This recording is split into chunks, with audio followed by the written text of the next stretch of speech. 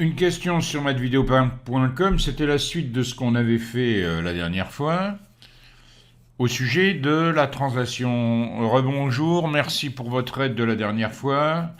Notre professeur nous a expliqué maintenant comment construire une image par translation au compas. Je n'arrive pas, pouvez-vous m'aider? Bien, alors ma réponse... Alors pour construire l'image d'un point par une translation, on peut utiliser la règle du parallélogramme. Quand vous voyez ce parallélogramme ABCD, comme son nom l'indique, les côtés opposés sont parallèles, les côtés opposés ont aussi la même longueur. C'est ça, c'est cette propriété du parallélogramme qu'on va utiliser. Supposons qu'on ait seulement 3 points d'un parallélogramme. On a A, B et ici D, je veux construire C. D'abord dans ma tête, toujours, j'imagine le parallélogramme. A, B, C, D. Je vais utiliser le fait que les côtés opposés ont la même longueur. Je vais donc prendre le compas.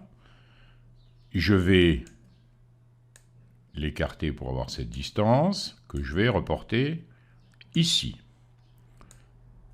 On va faire, alors toujours faire très attention, les deux côtés opposés AD et BC auront également la même longueur. Donc ici, je prends la longueur et je vais aussi la reporter. Et ici, j'obtiens bien sûr le point C. On en vient maintenant à ce qui nous intéresse vraiment. On voudrait construire l'image de ce triangle ABC en utilisant la translation qui transforme D en E. Un conseil qu'on avait donné la dernière fois qu'on avait parlé du sujet, c'était « je trace une flèche ». Finalement, effectuer la translation de C en utilisant ici cette flèche. C'est comme si vous ameniez cette flèche au niveau de C.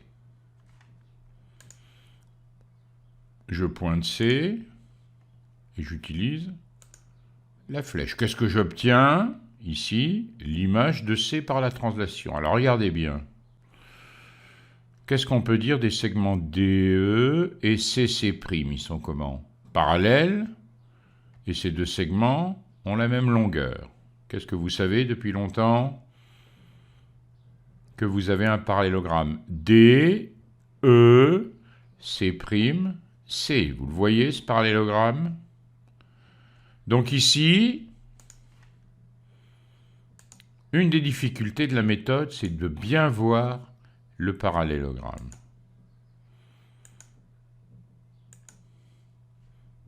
On va maintenant construire à l'aide du compas le point C', toujours avoir dans la tête le parallélogramme. Vous le voyez, ce parallélogramme, c'est comme si vous rameniez la flèche ici au niveau de C. Vous le voyez, le parallélogramme. Comme tout à l'heure, j'utilise le fait que les côtés opposés ont la même longueur. J'obtiens ici, en reportant la distance, cet arc de cercle. Je prends la distance DC et je vais reporter ça. Et j'obtiens l'image de C par la translation qui transforme D en E. L'image de A, est-ce que vous voyez? Regardez bien, vous voyez le parallélogramme? Regardez-le bien. Il est ici ce parallélogramme, vous le voyez? Comme si vous aviez amené la flèche ici sur A. Et pour B, vous le voyez? Prenez le temps de bien regarder. Comme ceci.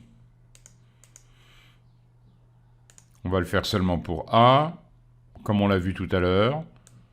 On prend ici cette distance, on va la reporter au niveau de A. Quelle distance je prends à présent? Vous le voyez le parallélogramme? On va prendre cette distance, DA, et on va là aussi la reporter.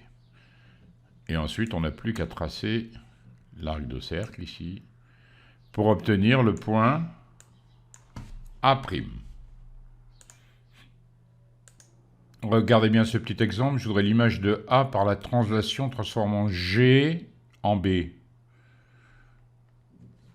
Dans ma tête, ou directement sur ma feuille, je trace une flèche. La translation transforme en G en B. J'imagine A ici. Qu'est-ce que je vais obtenir comme parallélogramme? Est-ce que vous voyez le parallélogramme? Comme si j'amenais ma flèche sur A.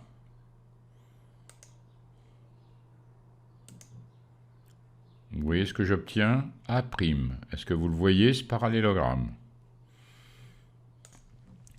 L'image de F par la translation, vous voyez le point F, transformant C en E.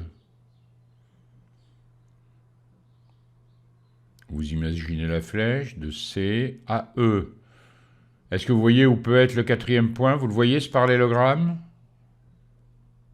Comme ceci, comme si j'amenais ici cette flèche. Donc une fois que j'ai dans ma tête les deux côtés du parallélogramme, pour faire le point manquant, j'utilise mon compas. Et j'obtiendrai ici le point F'. Vous le voyez. Donc je vous conseille de vous exercer sur plusieurs problèmes.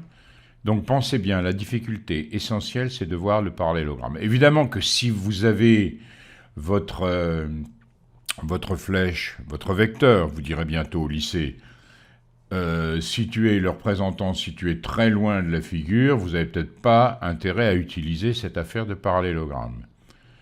Mais c'est forcément plus précis que de tracer des parallèles comme on l'avait fait la dernière fois. Alors bon, n'hésitez pas à me relancer en cas de difficulté. À bientôt.